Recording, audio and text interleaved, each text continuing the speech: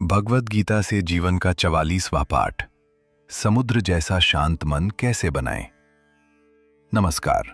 भगवद गीता के 44वें जीवन पाठ में आपका हार्दिक स्वागत है। पिछले पाठ में हमने जाना कि ज्ञानी और सामान्य व्यक्ति की दृष्टि में बड़ा अंतर होता है। सामान्य व्यक्ति अस्थायी आकर्षणों में जागता है, लेकिन ज्ञानी सत्य, संयम, आत्मज्ञान और ईश्वर स्मरण में जागता है। आज भगवान श्री कृष्ण हमें बताते हैं कि समुद्र जैसा शांत मन कैसे बनाया जा सकता है। आज का श्लोक है, आपूर्यमाणम चल प्रतिष्ठम समुद्र मापः प्रविशन्ति यद्वत् तद्वत् कामा यम प्रविशन्ति सर्वे स शांति मापनोति न काम कामी। अध्याय 2 श्लोक 70। इसका सरल अर्थ है, जैसे अनेक नदियां समुद्र में मिलती रहती हैं, फिर भी समुद्र अपनी मर्यादा नहीं छोड़ता, वैसे ही जिस मनुष्य के भीतर अनेक इच्छाएं आती हैं, लेकिन वह उनसे विचलित नहीं होता, वही शांति प्राप्त करता है। इच्छाओं के पीछे भागने वाला व्यक्ति कभी शांति प्राप्त नहीं कर सकता। सोचिए, समुद्र में कितनी नदियां गिरती हैं, गंगा, यमुना, सरस्वती और अनेक जलधाराएं, फिर भी समुद्र स्थिर रहता है। वह हर नदी के आने पर बेचैन नहीं होता, वह अपनी सीमा नहीं भूलता, वह अपनी गहराई नहीं खोता। भगवान श्री कृष्ण कहते हैं, मनुष्य का मन भी ऐसा ही होना चाहिए। जीवन में इच्छाएं आएंगी, वस्तुओं की इच्छा, सफलता की इच्छा, प्रशंसा की इच्छा, सुविधा की इच्छा, सम्मान की इच्छा और सुख की इच्छा। इच्छाएं आना स्वाभाविक है, लेकिन हर इच्छा के पीछे भागना आवश्यक नहीं है। यही गीता का संदेश है। इच्छा आए, लेकिन विवेक उससे बड़ा हो। आकर्षण आए, लेकिन आत्म संयम उससे मजबूत हो। सुख मिले, लेकिन अहंकार ना आए। दुख आए, लेकिन मन टूटे नहीं। यही समुद्र जैसा मन है।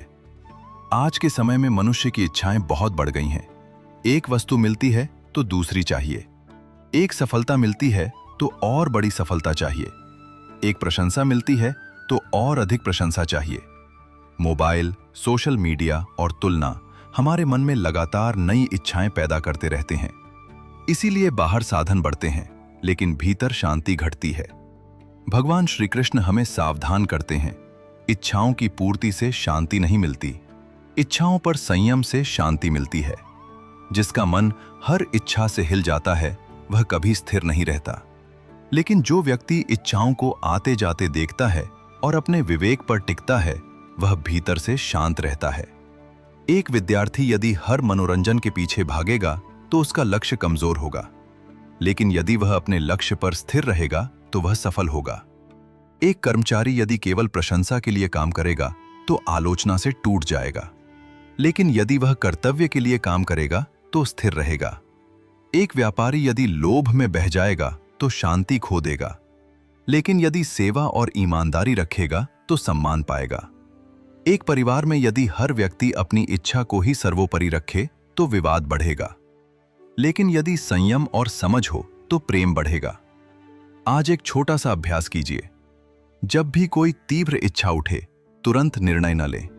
अपने आप से पूछिए, क्या यह इच्छा आवश्यक है?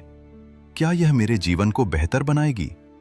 क्या यह मेरे लक्ष्य और शांति के अनुकूल है, या यह केवल क्षणिक आकर्षण है? यदि इच्छा सही हो तो विवेक से आगे बढ़िए।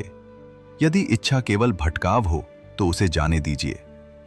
याद रखिए, हर इच्छा को पूरा करना स्वतंत्रता नहीं है, हर इच्छा पर विवेक रखना ही सच्ची स्वतंत्रता है। समुद्र की गहराई ही उसकी स्थिरता है, और मनुष्य की गहराई है विवेक, संयम, संतोष और भगवान पर विश्वास। आज का संकल्प यही हो, हम हर इच्छा के पीछे नहीं भागेंगे, हम अपने मन को समुद्र जैसा गहरा और स्थिर बनाएंगे।